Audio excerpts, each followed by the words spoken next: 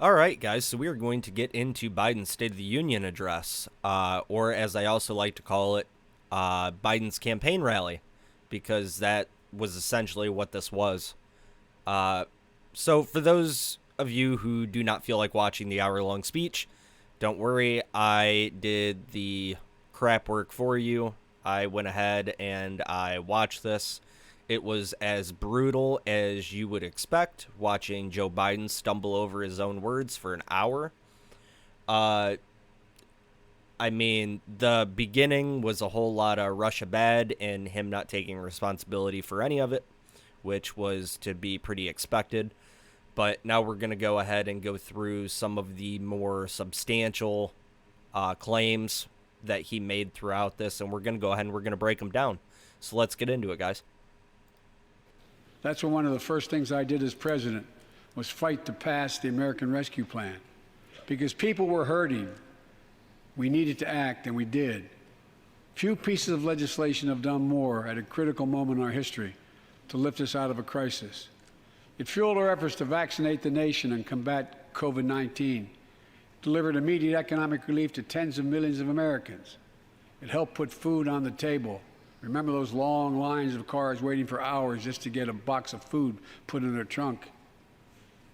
It cut the cost of health care insurance. And as my dad used to say, it gave the people just a little bit of breathing room. Unlike the $2 trillion tax cut passed in the previous administration. All right, guys, so we have the American Rescue Plan. We'll get into the tax cuts later because he goes into this a little bit more. But this plan was essentially a $2 trillion plan where $400 billion of it didn't even go to direct relief of the pandemic. It was completely packed full of pork. And the parts that did go to relief were legislating to fight problems that the government created in the first place. So Biden wants to try to stand on this like he's done something amazing. Look at the great unity that we got out of this. But once again, this is just dishonesty. He does not want to talk about the fact that these problems that this legislation was created to fight were created by government in the first place because government got in everyone's way. We created jobs, lots of jobs. In fact, our economy created over 6.5 million new jobs just last year. More jobs in 1 year than ever before in the history of the United States of America. The economy grew at a rate of 5.7 last year, the strongest growth rate in 40 years. And the first step in bringing fundamental change to our economy that hasn't worked for working people in this nation for too long. For the past 40 years, we were told that tax break for those at the top and benefits would trickle down and everyone would benefit. But that trickle-down theory led to a weaker economic growth, lower wages, bigger deficits, and a widening gap between the top and everyone else in nearly a century. All right, guys, so to start on that, I actually have another video about trickle-down economics, which if you've gone through and you've watched that video, you know is complete propaganda. Well, there you just saw it again, Biden using this whole concept of trickle-down theory, even though no conservative, no libertarian subscribes to that ideology anywhere. Anyway, moving on from that. This whole idea of the widening gap between the upper and the lower class, this is where you have I don't want to necessarily say it's a lie by omission, but it's a lie by giving you a limited amount of the actual facts.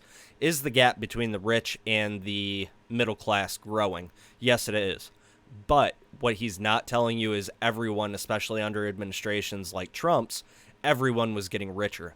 So he went on to talk about the infrastructure bill and how great it was and how it was so bipartisan. But when it actually did pass, it was by a fairly narrow margin, and 6 members of his party actually did vote against it. Now, the other part of this that we need to address, which, again, this is a lie by framing, is Biden has created no new jobs. All of these jobs that he's bragging about are people returning to work after politicians release them from their lockdowns and their mandates. We are still at a net negative job number compared to 2019. But again, this is the framing because he wants to make it look like he's done a better job than he actually has. All government did was get out of the way and let the American people do what they should have been allowed to do in the first place. This is lies, damned lies, and statistics is all it is. To withstand the devastating effects of climate change and promote environmental justice. We'll build a national network of 500,000 electric vehicle charging stations. All right, guys, so here we're on to the idea of electric vehicles. He goes on to mention a couple manufacturers in this. I believe it was Ford and GM, which, I mean, whatever, great for them. What I did find pretty interesting is he did not mention Tesla in any of that, and I suspect that some of that has to do with the fact that Elon Musk has been rather critical about some of the things going on. But the thing that you need to understand about electric vehicles is that our current energy grid is not capable of handling a large influx of electric vehicles.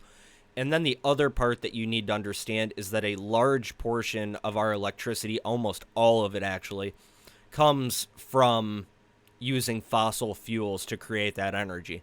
So, oh great, you're not burning gasoline to run your vehicle, you're just burning a bunch of coal and natural gas to create the electricity that your electric vehicle is running on. Again, this is just a half reality, and they don't want to give you the larger picture. Carry the label Rust Belt.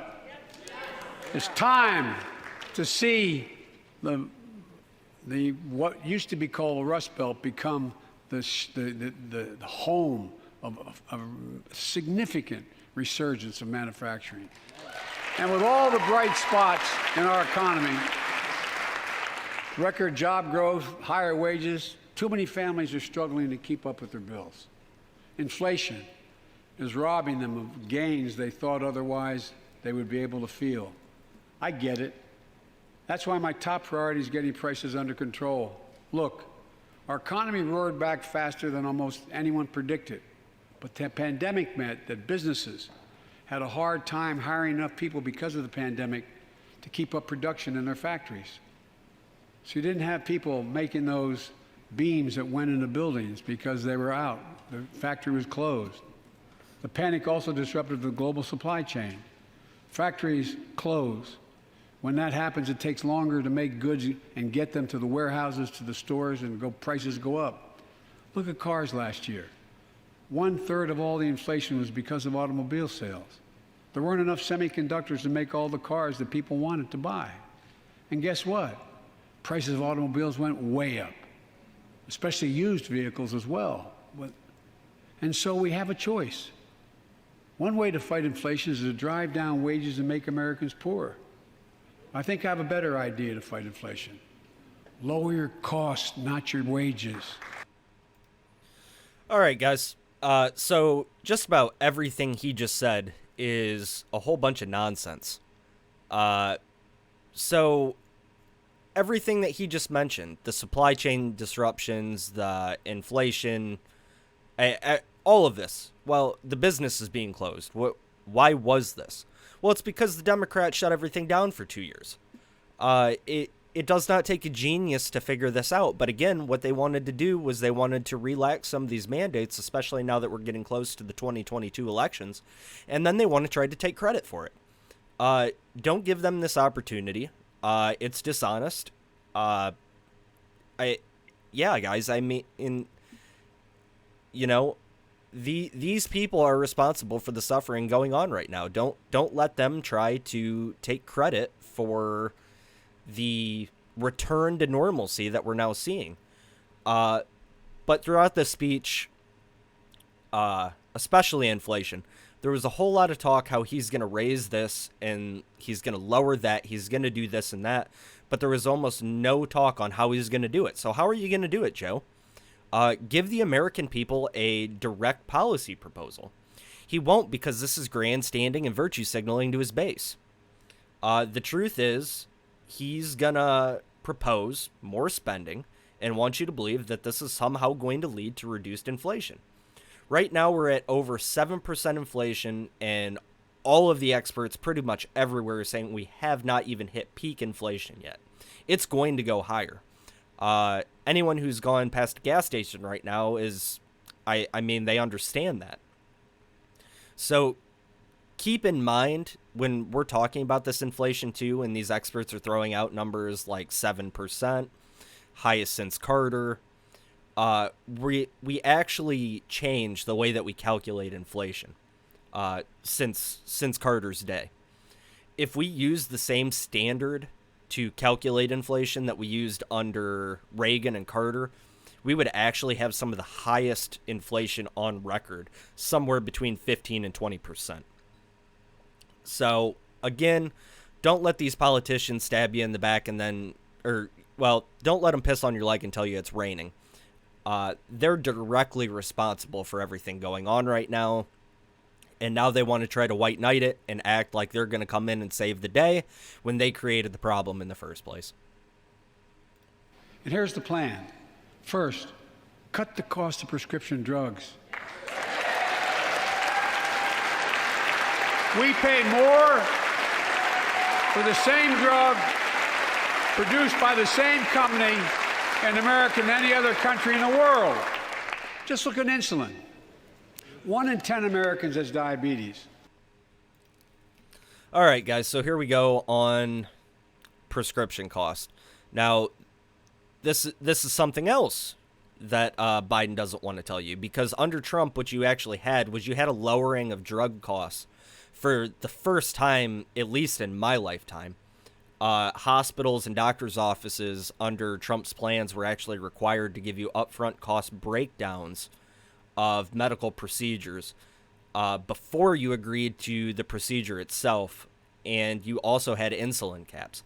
One of the first things that Biden did when he got into office was remove the plan that Trump put into place, and now they want to circle back to it and try to refresh it and take credit for the issue that the Trump admin had already seen massive improvements on and was already in the process of solving. This is sleight of hand politics. Look over here and pay attention while I'm screwing you. Again, this is straight out of the playbook of the Democrats. You're seeing this over and over and over again. It's the same song and story. Unlike the $2 trillion tax cut passed in the previous administration that benefited the top 1% of Americans, the American Rescue Plan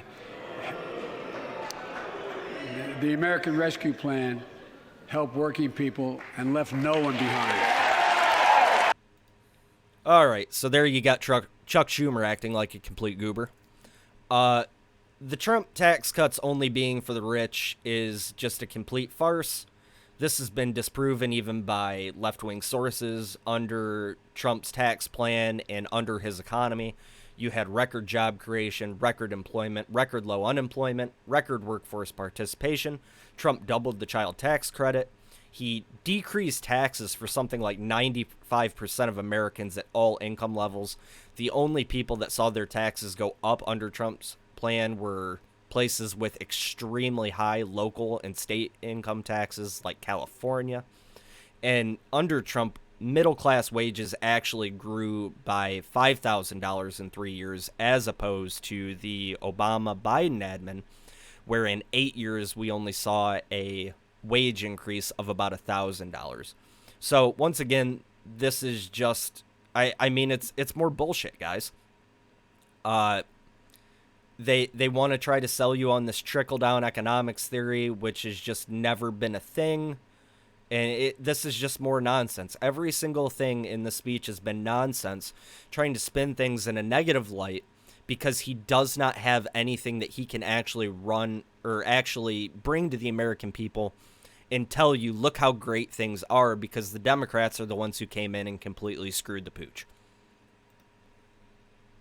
Under my plan, nobody, let me say this again, nobody earning less than $400,000 a year will pay an additional penny in new taxes. Not a single penny. All right, guys. So once again, no American making under $400,000 a year is going to pay more taxes. This is a lie by omission. Joe Biden claims that he's not going to put new taxes on you.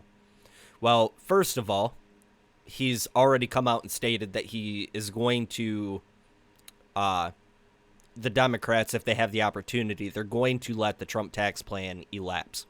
This is going to raise taxes on virtually everyone. So we also know that taxes are going to have to be raised on the middle class. Just listen to all the programs that he talks about. You cannot physically tax the rich enough to pay for the new policy proposals that the Democrats are making. So, I mean, yeah, once again, guys, this is just complete dishonesty. You can listen to what Biden's saying all you want, and you can believe it all you want, but it just isn't true. Under the Democrat policy proposals, your taxes across every wage spectrum, every economic spectrum of the entire country is going to see an increase on their taxes. I may be wrong. All right, guys, that I just had to include because it's probably the most honest thing he said throughout the entire speech. I asked Congress to pass proven measures to reduce gun violence. Pass universal background checks. Why should anyone on the terrorist list be able to purchase a weapon? Why? Why? And folks, ban assault weapons with high-capacity magazines that hold up to 100 rounds. You think the deer are wearing Kevlar vests?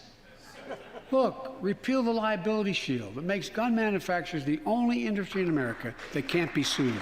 The only one. All right, guys. So universal background checks already exist. Anyone who's ever bought a gun knows this. So let's ignore the constitutionality of the anti-gun movement for a minute. But usually when someone does slip through these background checks, it's because there's an agency somewhere that failed to report to the federal bureaus in the first place, and that's how these people slip through the cracks. It's not because there's not background checks already in place. It's not because anyone can go and buy a gun willy-nilly, gun loophole, blah, blah, blah. It's because a government agency somewhere failed to do what they were supposed to do under the given laws. Now, the terrorist watch list. You should still be able to buy a gun on the terrorist watch list because there is no standard to add people to it. You can be added to it for any reason at all. You do not have to have done something wrong to be added to this list. There's no due process for you to be added to this list. So I fail to see how you can have your rights infringed on without any kind of due process. And obviously, deer don't wear Kevlar, but burglars can purchase body armor. That's a thing, but once again, Democrats live within their own reality where this just isn't a thing, I guess. Or how about Ukraine suddenly giving guns to all of its citizens as they're being invaded? I'm sure Russians have Kevlar and body armor. So another argument coming from people who know nothing about weapons, but as Joe Biden says, just fire your shotgun or your AR-14 into the air. Gun manufacturers, they don't have this mythical immunity from lawsuits. If I buy a gun and go and murder someone, murder, that is a legal term, murder, that is not what the gun was intended to do or marketed as being something you should use it for. Obviously, you cannot sue a manufacturer for a reason like that. If I go buy a Ford or a Toyota and I run over someone or I mule drugs with a video, should Toyota or Ford be liable? No, because this is a stupid argument. But you know who does have immunity? The pharmaceutical industry, with everything going on right now, as you're seeing these... I have to be careful how I word this. As you see these medication rollouts that have been really prevalent over the past year, They have complete immunity. So I mean that is the main industry that you see, that you can use the product exactly as directed, and when you get some kind of negative effect, well, I mean, tough shit. So once again, guys, this is just a complete lie. They're trying to demonize these gun manufacturers, and I mean, honestly, this isn't even a popular talking point amongst a lot of the left. A lot of Democrats own guns too, guys. Just more stupidity falling out of Biden's mouth. If we're to advance liberty and justice, we need to secure our border and fix the immigration system.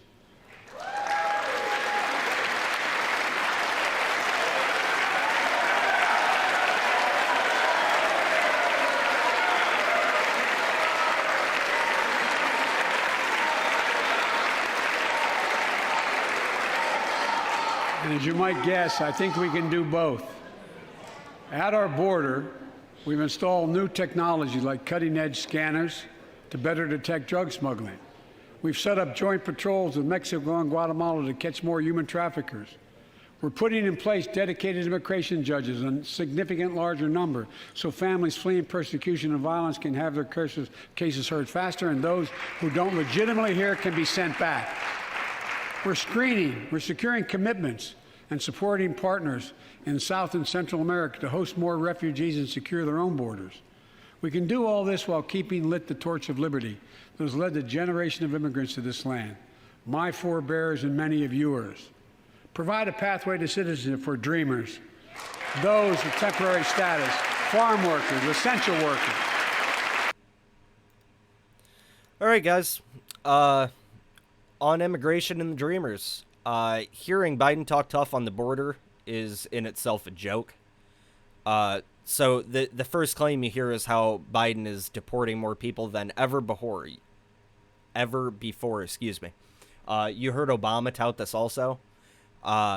This is because through their rhetoric and the actions that they've taken, it's incentivized more people to come here. So if you're having more people come into the country, if you're having more attempted border crossings, you're deporting more people. It's because more people are getting into the country in the first place. You have more people trying to come here because they view this leadership as being sympathetic to them. I mean, does no one remember these massive caravans that were moving toward the border? I mean, these were huge issues. Biden was actually forced to reinstate some of the wall funding that he originally cut because border crossings were getting so bad in the first place, and his response has been so weak. We have Kamala Harris out here, the border czar, who still has not visited the border, and their favorite talking point when dealing with immigration is the dreamers. Trump offered, for those of you who don't remember, citizenship to 8 million dreamers in exchange for wall funding. Democrats shot it down because they didn't want to give Trump a victory on the issue and something that they view as a solid talking point to their base. Immigration policy is the same as when Dems talk about rights for black people, rights for minorities. It actually only matters to them when they view it as politically advantageous to do so. So that's pretty much all that we have from the State of the Union, guys. A couple of the takeaways from this is, you know, it's odd. This wasn't a typical State of the Union at all. Instead of talking about the state of the country or, you know, what good this administration has done, it was a giant campaign rally. This is why I only have about 7 minutes of clips on an hour-long speech. I mean, what has this administration accomplished? And that's why you didn't hear much of it in the speech, because, like I said, they just don't have anything positive to try to spin on you. It was a whole lot of him talking about what he wants to do and making empty promises. And I have to laugh about these promises because the ones that actually hit the hardest and carried the most meaning behind them, the drug prices, the immigration policy, wages and jobs, these were all things that the Trump admin were already doing and already had a pretty good handle on. So I mean, we've heard these promises from Biden before, and we've had almost a year and a half now to see what we actually get out of these promises, and it's just the country ending up in a worse situation than it was previously. So thanks for watching this, guys. Hopefully I saved you 40 minutes of your life from having to go through and watch this actual speech, because it was absolutely terrible. You'll get the media coming out and saying how great it was, how much unity he delivered, but I just really don't think this is there for the Democrats right now. And I mean, I look forward to seeing the slaughter that is going to be 2022. So thanks, guys.